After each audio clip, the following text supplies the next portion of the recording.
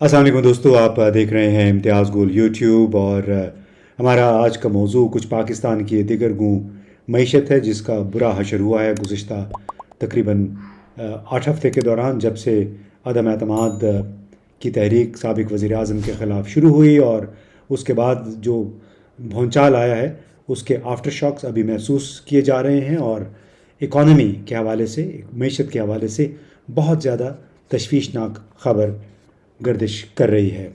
अब इससे अंदाज़ा लगा लीजिए कि 2017 में पाकिस्तान स्टॉक एक्सचेंज का कुल वॉल्यूम कुछ 100 अरब डॉलर के बराबर बताया जाता था। इस दौरान अब चूँकि रुपए की कदर में भी 70 से 80% तक कमी हो चुकी है गुज़िश्ता 6 बरसों के दौरान, तो इस वक्त जो स्टॉक एक्सचेंज में सरमायाकारी की वैल्यू है वो अब 36 अरब डॉलर रह गई है। रुपया आपको मालूम है कि डॉलर के मुकाबले में मुसलसल नीचे जा रहा है। मार्केट में जो अदम एतमाद है वह यकीनी है उसकी वजह से, और हो सकता है जल्द ही ये 200 के करीब भी पहुंच जाए, यानी अपनी डबल सेंचुरी पूरी कर ले।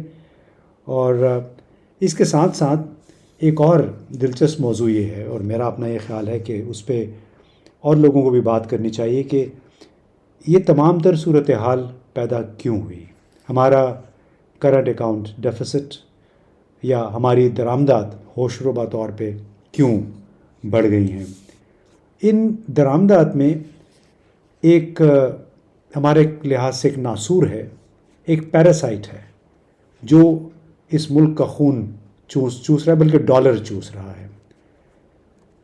वैसे तो ऑयल एंड गैस सेक्टर है, उसकी दरामदात में बड़े बड़े खांचे हैं, लेकिन इसके साथ साथ ऑटोमोबाइल सेक्टर भी है। और इस सेक्टर ने पाकिस्तान के अंदर डॉलर्स मुसलसल खींचे हैं। यानी 3 कंपनियां हैं जो बड़ी गुज़िश्ता 35 बरसों से पाकिस्तान में मौजूद हैं, सुजुकी, टोयोटा और होंडा। अब अंदाज़ा लगाइए कि डॉलर की कदर में इजाफा या रुपए की कदर में कमी की वजह से टोयोटा कंपनी ने गुज़िश्ता 4-5 महीनों के दौरान 5 मरतबा अपनी इस पाकिस्तान में असेंबल होने वाली गाड़ियों की कीमतें बढ़ाई हैं। जवाज़ क्या है कि जनाब रुपए की कदर कम हो गई है डॉलर के मुकाबले में। और डॉलर इनके क्यों खर्च होते हैं? इनके नहीं, बल्कि पाकिस्तान के जो स्टेट बैंक ऑफ पाकिस्तान के ज़रिए जाते हैं, वो उन पुर्ज़ों की दरामद पे खर्च होते हैं जो जापान से, थाईलैंड से आते हैं। ये तीनों कंपनियां जब से कायम हुई थी, इन्होंने वादा एक किया था कि पाकिस्तान में ट्रांसफ़र ऑफ टेक्नोलॉजी किया जाएगा, यानी धीरे धीरे 10-15 बरसों के अंदर मुकम्मल कार यहाँ पे बनेगी।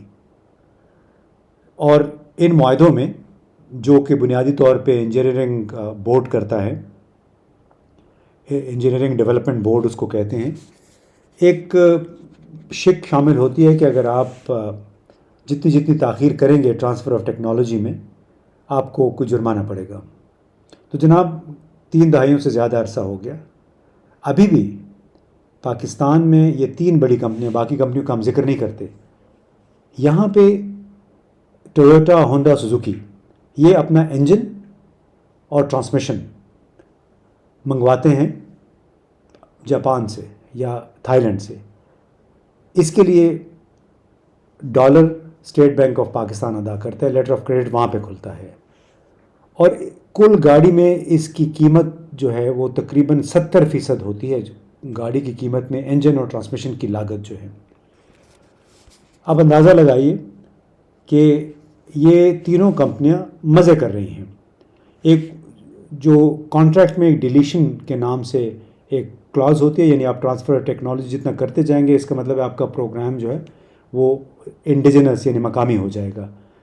उसमें एक पेनल्टी की शर्त भी रखी गई थी, और पेनल्टी की शर्त ये थी कि अगर आपने ट्रांसफ़र ऑफ टेक्नोलॉजी में ताख़ीर न की तो एक कुछ थोड़ा बहुत जुर्माना आपको लगा दिया जाएगा। तो जनाब ये कंपनियां क्या करती हैं? एक तरफ तो इन्होंने मिनिस्ट्री ऑफ इंडस्ट्रीज़ और बहुत सारे ब्यूरोक्रेट्स हैं जो इस तमाम कारोबार से वाबस्ता हैं, वहाँ पे साल से नई गाड़ियों के तोहफे जाते हैं, मीडिया में भी जाते रहे हैं, اور بیوروکریٹس کو بھی جاتے ہیں رشوت کے طور پہ، اور یہ پھر اپنی مرضی سے قیمتیں بڑھاتے چلے جاتے ہیں، اور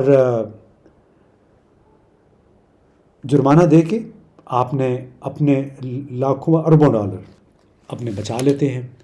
تو آج تک کوئی ایسا مرد حر پیدا نہیں ہوا پاکستان میں جو ان تمام کمپنیوں سے پوچھتا کہ آپ نے جو وعدہ کیا ہوا ہے ٹرانسفر آف ٹیکنالوجی کا، وہ پورا کیوں نہیں کیا؟ تو چونکہ یہاں پہ یہ کارٹل ایسا ایک مافیا بن گیا ہوا ہے کہ جس کے ایجنٹ حکومت کے اندر اور باہر موجود ہیں، اس کی وجہ سے ڈیلیشن پروگرام پہ عمل نہیں ہوا، اور نتیجتاً ہر سال ان کمپنیوں کے ذریعے اسٹیٹ بینک آف پاکستان سے 4 سے 6 ارب ڈالر چلے جاتے ہیں بیرونی ممالک۔ یعنی نرا نقصان پاکستان، کیونکہ یہ جو منافع ہیں وہ پاکستان میں نہیں آتے بلکہ باہر ہی کہیں ٹھہر جاتے ہیں۔ صرف اتنا پیسہ پاکستان میں آتا ہے جس سے ان کا کاروبار یہاں پہ چل رہا ہے۔ اب اس حوالے سے ایک اور دلچسپ آپ کو اسٹیٹسٹکس بتاؤں کہ ادارہ شماریات پاکستان کے مطابق ملک میں رجسٹرڈ گاڑیوں کی تعداد کوئی 2 کروڑ اور 36 لاکھ ہے۔ ان میں 20,000 غالباً گاڑیاں بھی ایسی نہیں ہیں جو مکمل طور پہ یہاں پہ تیار ہوئی ہوں۔ اب اندازہ لگائیے کہ 2 کروڑ 36 لاکھ گاڑیوں کے حوالے سے آپ دیکھیں کہ وہاں اس میں ہر گاڑی میں 5 ٹائر ہیں، 4 ایکٹیو ٹائر ہیں اور 1 اس کی سٹپنی ہے، یعنی 11 کروڑ 80 لاکھ کے قریب ٹائر جو اس وقت گھوم رہے ہیں پاکستان کی سڑکوں پہ۔ اور اس میں غالب اکثریت کہاں سے ہے؟ کوریا سے، جاپان سے، تھائی لینڈ سے، یعنی سوا ایک کمپنی ہے جو کہ یہاں کا ٹائر بناتی ہے اور اسی کی اجارہ داری ہے۔ تو اندازہ لگائیے کہ چاہے چھوٹی گاڑی ہے چاہے بڑی گاڑی ہے، ٹائر بھی اس کے باہر سے آ رہے ہیں۔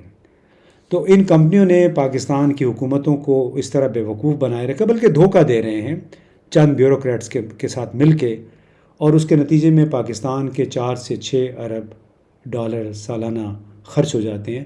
پھر ایک اور بڑا ٹیکہ اس کمپنی نے لگایا، ایم جی اس کو کہتے ہیں، جس نے کوئی 25,000 کے قریب یا تو امپورٹ کر لی ہیں گاڑیاں یا ابھی مزید کرنی ہیں، 12-13 ہزار ان کی بک چکی ہیں۔ اب اندازہ لگائیے کہ یہ مکمل گاڑی درآمد ہو رہی ہے اور اس کے لیے پیسے جو ہیں وہ اسٹیٹ بینک آف پاکستان سے جا رہے ہیں۔ کوئی 12 سے 13 ہزار ڈالر کے درمیان اس کی مکمل پرائس بنتی ہے جب امپورٹ ہوتی ہے۔ تو اس کو آپ ضربے دیجئے تو ہماری پھر عقل کام نہیں کرتی کہ یہ کتنے کروڑ ڈالر میں یہ بات پہنچ جاتی ہے۔ اس سے پہلے اور کئی کمپنیوں نے یہی کام کیا کہ آپ 2-3 ہزار گاڑیاں لانے کا وعدہ کیا، اس کے ساتھ وعدہ یہ بھی کیا کہ ہم یہاں پہ پروڈکشن کریں گے، ٹرانسفر آف ٹیکنالوجی کریں گے، مگر اس وعدے پہ عمل نہ ہو سکا۔ یعنی ہم نے سارا پیسہ جاپان کے حوالے کر دیا جب سے یہ ان گاڑیوں کے یہاں پہ اسمبلنگ شروع ہوئی ہے۔ اور دعا دیں آپ اس سیاسی قیادت کو، اس بیوروکریسی کو کہ جس نے اس ملک میں ٹرانسفر آف ٹیکنالوجی پہ توجہ دینے کی بجائے اپنے کمیشنز پہ، اپنے منافع پہ زیادہ توجہ دی۔ اور اس طرح ہم نے اس پاکستان میں ایک ایسا کلچر پروموٹ کیا ہے کہ آپ منگواتے رہیں، چیزیں درآمد کرتے رہیں۔ اسی وجہ سے اس وقت ہمارے درآمدات جو ہیں وہ برآمدات سے تقریباً 2 گنا ہو گئی ہیں۔ اور خرابی کیا ہے کہ یعنی کئی ایسی چیزیں جو کہ آپ اپنے ملک کے اندر تیار کر سکتے وہ آپ کو درآمد کرنی پڑ رہی ہیں۔ تو اس لحاظ سے میں یہ کہتا ہوں کہ یہ بھی ایک رستہ زخم ہے، ایک ناسور، ایک دیمک ہے آٹو موبائل سیکٹر، جو پاکستان کے پریشس انتہائی اہم مالی ذرائع کو چوس رہا ہے، لیکن آج تک کبھی کسی نے اس پہ توجہ نہیں دی۔ کاش کہ کوئی ایسا مرد ہو رہا ہے جو ان سے پوچھے کہ آپ سالانہ جو 2-2.5 لاکھ گاڑیاں بنتی ہیں یہاں پہ، اس کے لیے مکمل طور پہ کتنی بن رہی ہیں اور کیوں نہیں بن رہی ہیں، اور پھر مکمل طور پہ اس پہ کون اس پہ پابندی اور جرمانے لگائے گا، کیونکہ سرمایہ یہ آپ کا ہے، یہ پاکستان کا ہے، اور اس پہ پل پھول رہے ہیں ہمارے بیوروکریٹ اور یہ کمپنیاں. بلکہ دوستو ایک اور اہم سوال جو پاکستان کی انعطاف پذیر معیشت اس لحاظ سے کہ یہاں پہ ٹرانسفر آف ٹیکنالوجی کی بجائے ہم نے کنزیومرزم کو زیادہ فروغ دیا ہے.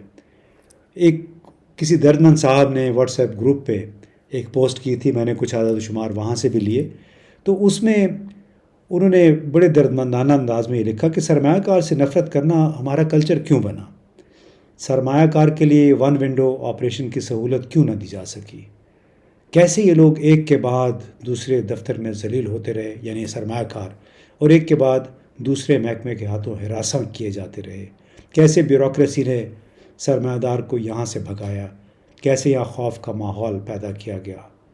موبائل، یہ صاحب لکھتے ہیں کہ یہاں ہر بندے کے ہاتھ میں ہے، لیکن کیا کوئی موبائل پاکستان میں بھی تیار ہو رہا ہے؟